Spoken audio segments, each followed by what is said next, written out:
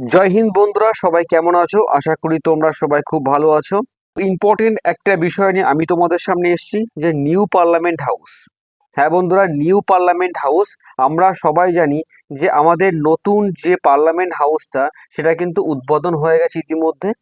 এখান থেকে কি কি কোশ্চেন্স আমাদের এক্সামের দিক থেকে খুবই ইম্পর্টেন্ট সেগুলো নিয়ে আমরা আজকে ডিসকাশন করব।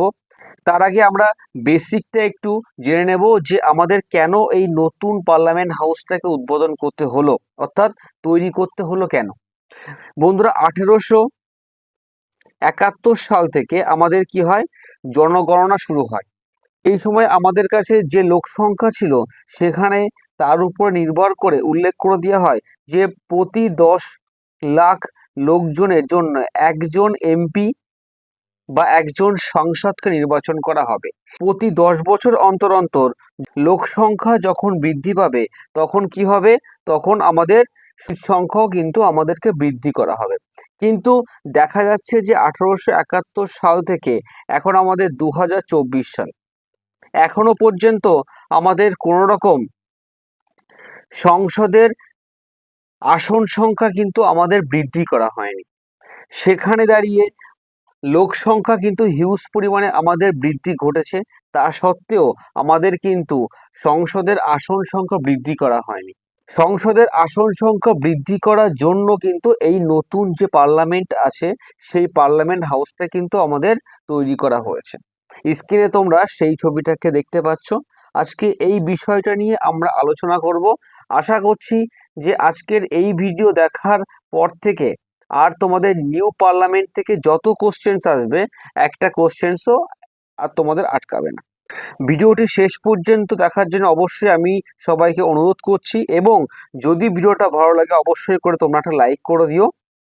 ফার্স্ট কোশ্চেন দেখো, আমাদের এই যে পার্লামেন্টারি সিস্টেম এটা কোন দেশ থেকে নেওয়া হয়েছে? ব্রিটেন থেকে নেওয়া হয়েছে, অর্থাৎ ইউনাইটেড কিংডম থেকে কিন্তু আমাদের নেওয়া হয়েছে।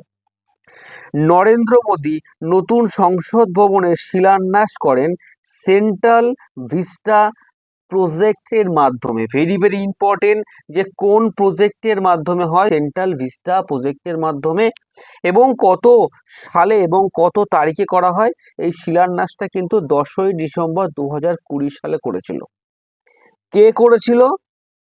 নরেন্দ্র মোদী করেছিল। এবং তার আর্কিটেকচারকে Bimal Patel. Very very important বন্ধুরা এক্সামের দিক থেকে, যে নতুন যে সংসদ ভবনটা হয়েছে তার আর্কিটেকচারকে উত্তর কি হবে? বিমল প্যাটেল। এবার আমরা আসছি নেক্সট কোশ্চেনে। নতুন সংসদ ভবন ট্রায়াঙ্গুলার শেপ, ওকে, অর্থাৎ কি? এই যে তোমরা এখানে ভালো করে দেখে নাও, এটা দেখো, ভালো করে দেখো, এটা তিন কোণা আকার কিন্তু এটা নিয়েছে। অর্থাৎ নতুন যে সংসদ ভবনটা তার যদি বলা হয় আকৃতি কেমন হবে? ট্রায়াঙ্গুলার শেপ হবে, ওকে। এর 4টি ফ্লোর আছে এবং 64,500 স্কোয়ার মিটার স্থান জুড়ে কিন্তু এটা অবস্থান করে আছে। এখানে 3টি দরজা আছে, সেগুলোর নাম কি? জ্ঞান দুয়ার, শক্তি দুয়ার এবং কি? কর্ম দুয়ার। ঠিক আছে, যে কোনো এক্সামের দিক থেকে এগুলো ভেরি ভেরি ইম্পর্টেন্ট, এই জন্য একটা পয়েন্টও তোমরা মিস করবে না। এবং আমি তোমাদেরকে অনুরোধ করছি, যারা যারা এখন তোমরা ভিডিওটা দেখছো, ভিডিওটি কিন্তু একদম শেষ পর্যন্ত দেখবে, এবং যদি ভালো লাগে অবশ্যই করে তোমরা বন্ধুদের মধ্যে শেয়ার করে দেবে। নতুন সংসদ ভবনের লোকসভার যে আসন আছে, আসন সংখ্যা কত? 888টি আছে, এবং রাজ্যসভায় 384টি আসন কিন্তু বর্তমান। ঠিক আছে, এখান থেকে তোমাদের কিন্তু অবশ্যই কোশ্চেন্সে আসতে পারে। এবং যখন যৌথ অধিবেশন হবে তখন 1212 জন এমপি কিন্তু একসাথে অধিবেশন করতে হবে। এবার আমি তোমাদেরকে অল্প একটু এখানে বলে দিই যে যৌথ অধিবেশনটা কি। আমাদের সংসদে দুটো বডি আছে, একটা আছে লোকসভা, একটা আছে রাজ্যসভা, ওকে। লোকসভায় উপস্থিত যেসব সদস্যগণ এবং রাজ্যসভায় উপস্থিত যে সকল সদস্যগণ, তারা যখন যৌথভাবে একটা অধিবেশন করে সেই অধিবেশনকে আমরা কি বলবো?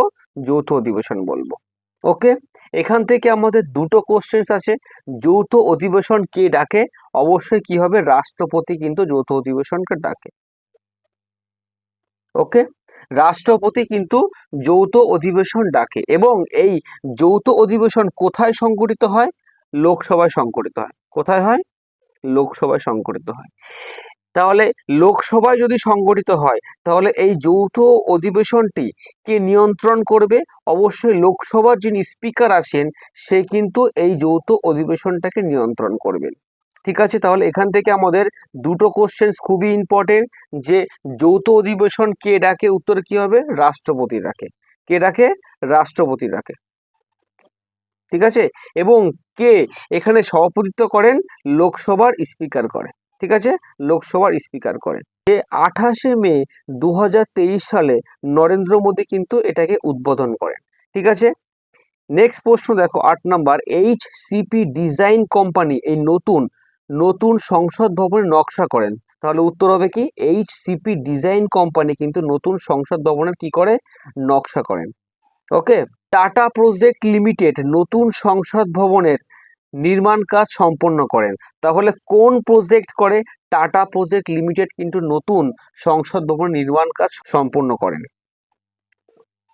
নেক্সট কোশ্চেন দেখো বন্ধুরা,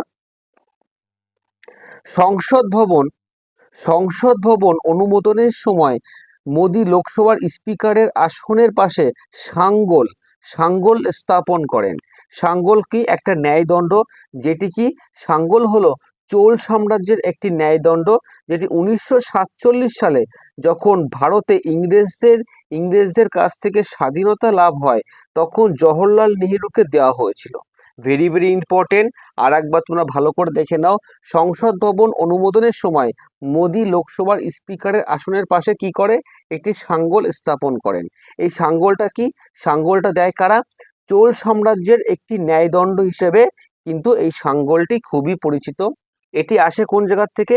1947 সালে যখন ভারতে ইংরেজদের হাত থেকে স্বাধীনতা লাভ পায় তখন জওহরলাল নেহেরুকে এই সাঙ্গলটাকে কিন্তু দেওয়া হয়েছিল। সেই সাঙ্গলটা আমাদের নরেন্দ্র মোদী কিন্তু স্থাপন করে। নেক্সট কোশ্চেন দেখো বন্ধুরা, লোকসভার নকশা ময়ূরের মতো এবং রাজ্যসভার নকশা অনেকটা আমাদের পদ্ম ফুলের মতো। মোট 1200 কোটি টাকা। তাহলে যদি এখান থেকে এই কোশ্চেনটা আসে যে এই নতুন সংসদ ভবনটা স্থাপন করার জন্য আমাদের কত টাকা লেগেছে? মোট কত? 1200 কোটি টাকা কিন্তু আমাদের খরচ হয়েছে। নতুন সংসদ ভবন অনুমোদনের সময় 75 টাকার একটি নতুনটি কয়েন কিন্তু এখানে চালু করা হয়েছে।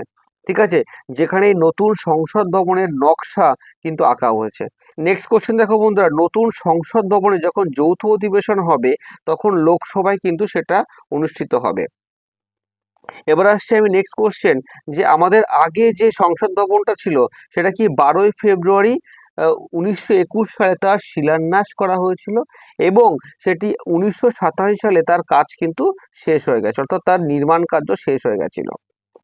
তারপরে আমরা আসছি যে 18ই জানুয়ারি 1927 সালে লর্ড আরউইন আমাদের যে পুরনো সংসদ ভবনটা ছিল সেটাকে চালু করেছিল। কে চালু করেছিল? লর্ড আরউইন চালু করেছিল। যদি বলা হয় কত সালে? 18ই জানুয়ারি 1927 সালে কিন্তু লর্ড আরউইন আমাদের আগের যে সংসদ ভবনটা ছিল সেটাকে চালু করা হয়েছিল।